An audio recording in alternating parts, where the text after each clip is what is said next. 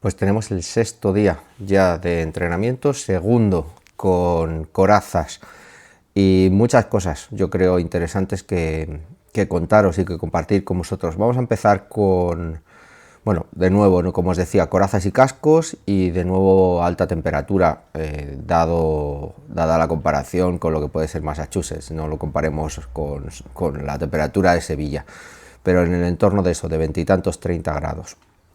Ausentes Cristian González y Carlton Davis, que ya lo habíamos hablado, la secundaria ahora mismo sin sus dos hombres principales, Joshua Farmer también y Brock Lampe desaparecen de los entrenamientos. Es el último que iba a ser nuestro fullback, parece que una lesión de largo recorrido, con lo cual no podremos contar con él.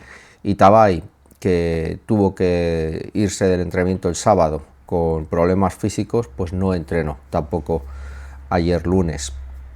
Matt Hollins y Vederian Love siguen en PUP, Austin Hooper sale de PUP y entrenó por primera vez durante todo Training Camp.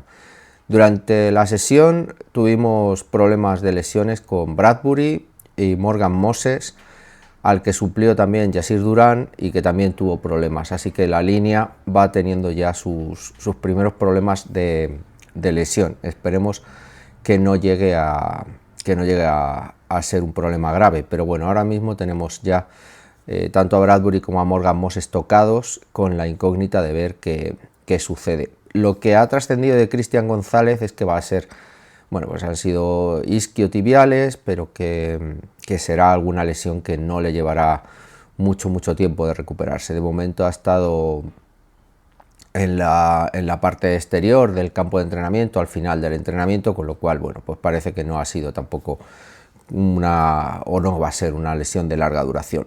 Drake Maye ayer tuvo un día de estos que ya hemos hablado más veces, ¿no? Con un entrenamiento enfocado claramente en la red zone y con una parte primero de 7 contra 7 y luego de 11 contra 11, de nuevo volvimos a ver al Drake Maye inconsistente, volvimos a ver al Drake Maye capaz de hacer lo mejor y de fallar en lo más fácil también.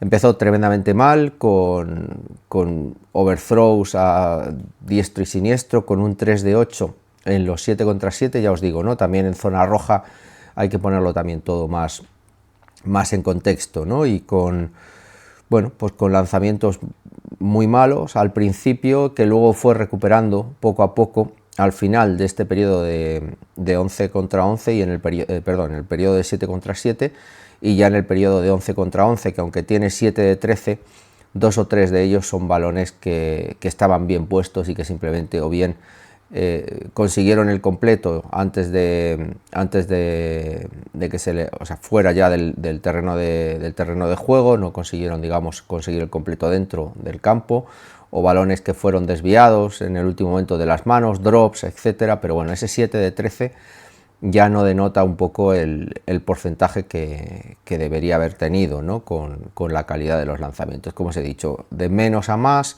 con problemas de precisión de nuevo y lanzando overthrows al comienzo, para luego un poco estabilizarse y teniendo lanzamientos de mucho carácter y de mucha calidad en el final del terreno del entrenamiento. Un poco ahí te puedes quedar con una cosa o con la otra, ¿no? Como decía alguno de los insiders, ¿no? De los periodistas que siguen a New England: si te quedas con los buenos lanzamientos, tenemos un pedazo de quarterback; si te quedas solo con los primeros, que son malos, empiezas a tener problemas, ¿no? Y a decir, madre mía, ¿dónde nos hemos metido? El problema es ese, que es capaz de lo mejor y de lo peor. La buena noticia es que, ya os digo, es en red zone. Normalmente, incluso con Tom Brady, los porcentajes bajaban. En el peor de los años sí que te daba la impresión, ¿no? de que el no completar en 7 contra 7, pues que era un problema, ¿no? De calidad, y era un problema de los receptores, básicamente. Aquí parece que no fue eso, porque luego sí que consiguieron abrirse en 11 contra 11, pero bueno, tenemos esa pequeña incógnita que ya os comento, es un tema un poco más, esperemos, de ir puliendo con el tiempo. Los balones buenos fueron muy buenos, como os decía, ¿no? Con con Diggs, con Booty o Kyle Williams, con balones puestos en una ventana muy pequeña y con gran precisión, buen toque. O sea que los buenos son muy buenos, como estábamos diciendo y como veíamos, ¿no? Antes de que entrara en el draft y cuando hacíamos todo este proceso pre-draft. Hay que ir, yo creo que puliendo también. Parte yo creo que viene de la mecánica, posicionamiento de los pies, bueno, ya lo hemos hablado en otras ocasiones. Todo fue en red zone también y eso también hay que ponerlo en contexto, ¿no? Es mucho más difícil, mucho más complicado, ¿no? Cuando el campo se estrecha. Hay que añadir a todo esto también otro fumble que está siendo también habitual en el snap con Garrett Bradbury normalmente, aunque ayer creo que fue con Jared Wilson, pero normalmente con Bradbury prácticamente todos los días hay algún problema de snap que hay que también ir corrigiendo. Básicamente es eso, tiene una capacidad enorme, se le predispone además una calidad enorme, la demuestra, pero no consigue tener una consistencia de momento, con lo cual hay que seguir trabajando y nada, tener esperanza en que se corrijan, ¿no? estos defectos. Hay que poner también dentro de esta parte de Drake May, aunque fue también con Dobbs, que en el que empezó a haber algún tipo de jugada ya preparada para carreras del quarterback, alguna opción y alguna jugada directamente de quedarse él con el snap y ya está, ¿no? Por lo tanto, vamos a tener ese tipo de planteamiento y de sistema al que se le preguntó Dobbs y que contestó así un poco parco, diciendo que se iban a utilizar todas las habilidades atléticas de los jugadores, con lo cual creo que se va a dar esa disposición en la que Drake May acabe corriendo, ¿no? En algún tipo de jugada ya preparada por adelantado, digamos, no como escapatoria de alguna jugada que nos salga mal, como vimos el año pasado. En la OL, Will Campbell, Cole Strange, Bradbury, Onwenu y Morgan Moses, pero la diferencia es que Cole Strange desaparece en cuanto empieza a ver los drills competitivos y entra ya directamente Jared Wilson, con lo cual Cole Strange hoy parece ya relegado a una posición de reserva. De hecho, él se le preguntó si iba a tener oportunidades en la posición de center. La rotación volvió a ser un poquito la misma. Cole Strange, al dejar a Jared Wilson, fue Jared Wilson el que se enfrenta a los Barmore, Milton Williams, etcétera. Gana todos sus enfrentamientos. Lo mismo que Will Campbell, que luego sí que pierde en algún 1 contra 1 ya, pero en las jugadas de 11 contra 11, pero en todos los 1 contra 1 Will Campbell gana sus enfrentamientos, a diferencia de lo que pasó la semana, el entrenamiento anterior. Jared Wilson también, o sea, con lo cual empieza a haber más un equilibrio, ¿no? Entre defensa y el ataque. Jared Wilson también pasa a la posición de center una vez Garrett Bradbury se lesiona, ¿no? Con la rotación entra Kaydan Williams, como os he dicho, ¿no? Cole Strange parece un poco relegado a un segundo puesto, ¿no? Kaydan Wallace entró, como os he dicho, también en esa rotación, y lo que os decía, ¿no? Jared Wilson y Will Campbell ganaron todos sus 1 contra 1. Morgan Moses también tiene que abandonar en algún momento con problemas físicos, no terminó el entrenamiento, pues con lo cual consta como limitado, y el sustituto fue de Montre Jacobs, con un poco de rotación ahí también, pues Miles Bryant, Yasir Durán, etcétera, empiezan también a entrar en la rotación porque empezó a correr, digamos, puesto. Yasir Durán también acabó lesionado, como os decía al principio, con lo cual la línea ofensiva ahora mismo parece con problemas físicos, al menos de Bradbury y Moses. Veremos a ver hasta dónde llega. Consolidado Will Campbell y Onwenu, prácticamente con las dudas clarísimas todavía de Bradbury, que está perdiendo los 1 contra 1 en pass rush.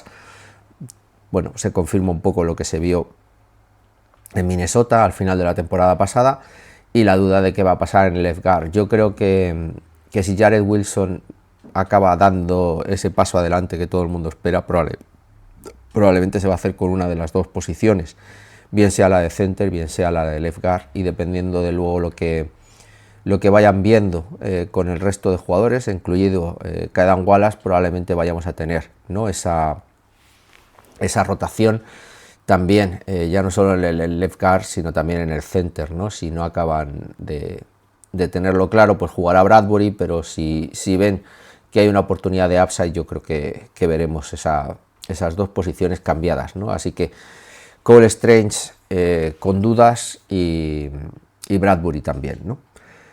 En la parte de la secundaria, una vez sale González y tenemos fuera también a Carlton Davis, es Alex Austin el que está haciendo de cornerback 1, no lo está haciendo mal, o sea que por ese lado ya lo esperábamos. La sorpresa viene desde atrás, ya os lo había dicho, Battle, DJ James, gente un poco desconocida y que están subiendo escalafón ante la ausencia y aprovechando, ¿no?, la oportunidad ante la ausencia, ya os digo, ¿no?, de Carlton Davis y de Christian González.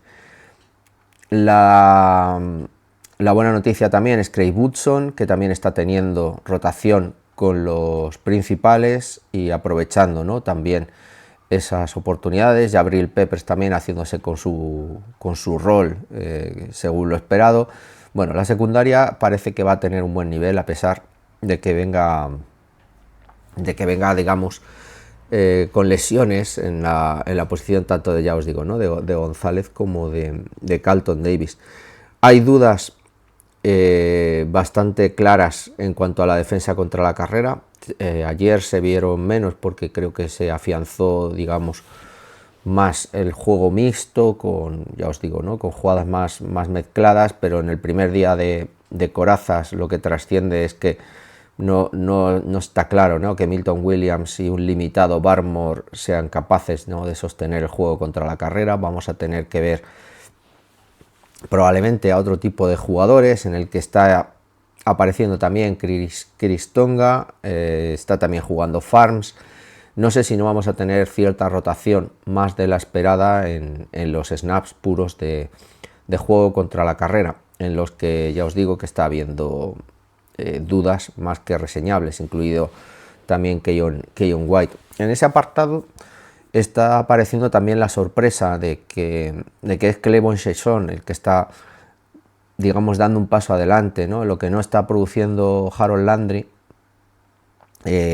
porque a Keyon White se le esperaba, sobre todo lo está produciendo el amigo Clevon Chaisson. Ya os hablé de él en podcasts anteriores, y es el que está, digamos, tirando ahora mismo un poco del carro y consiguiendo sacks prácticamente cada entrenamiento y mucho más reseñables desde que tenemos las corazas. Así que es otro de los jugadores que hay que tener en cuenta. Clevon Chaisson, Chris Tonga teniendo ya rotación con los primeros y teniendo producción con los primeros.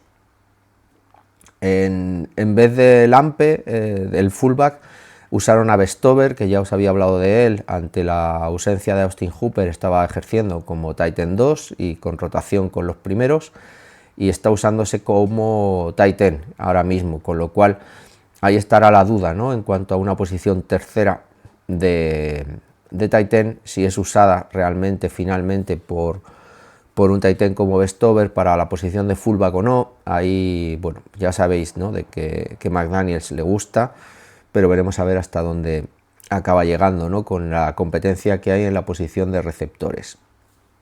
La posición de receptores está tremendamente poblada, ¿no?, con un Kayshon Boutte, Stephon Diggs, de Mario Douglas, Kyle Williams clarísimamente por encima del resto, pero haciendo méritos. Ya os hablaba de Polk, en este caso también de Javon Baker.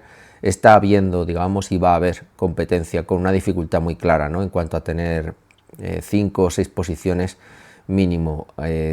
Por ahí tenemos que estar, y Mac Hollins todavía sin entrenar, con lo cual entender que va a ser complicado. Javon Baker, ya os digo, ayer haciendo lo que debe, buenas recepciones, aunque esté con los doses, con Joshua Dobbs como lanzador.